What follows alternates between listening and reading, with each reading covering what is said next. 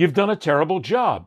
You've blown up a franchise that is a legendary franchise in the NFL, and you basically left it with absolutely nothing to move forward with because you hemmed and hawed and diddled and daddled for so long that you basically put people in a position of power that were not ready for it. Why in the name of sweet Megillah did you do this?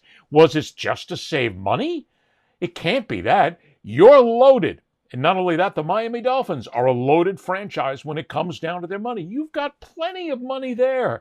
You could have hired somebody better than this, but instead you went with a completely untested head coach and a guy who started with you as a scout, Chris Grier, in the year 2000. By the way, the Dolphins have made the playoffs, 3 times since he's been here in 16, 17 seasons? How the hell do you let a guy sit for 16, 17 seasons and be the general manager of a franchise when they're just doing so poorly, when he hasn't delivered a playoff victory? I mean, every time the Dolphins have gone to the playoffs, they've been embarrassed, just like they were embarrassed on a Thursday night against the Baltimore Ravens. This has to go, and again, this comes down to the old adage, the buck stops here.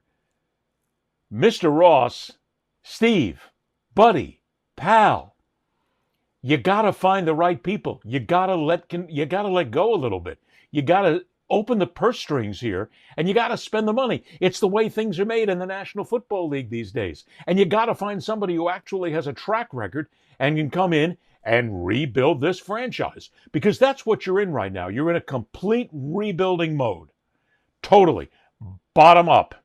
And that means everything has got to go. You have got to make this franchise worth it again for the fans to come out and spend the ridiculous amount of money they spend on ticket prices, parking prices, concession prices, and everything else just to be a member of the fan base here. These are loyal fans, like they are in so many other places, who are getting screwed, blued, and tattooed by you, sir, an owner that hasn't made the right choices.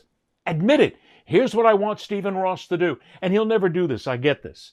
But Stephen Ross can actually set a way forward here by coming out and saying, I screwed up. I made bad decisions. I made bad calls.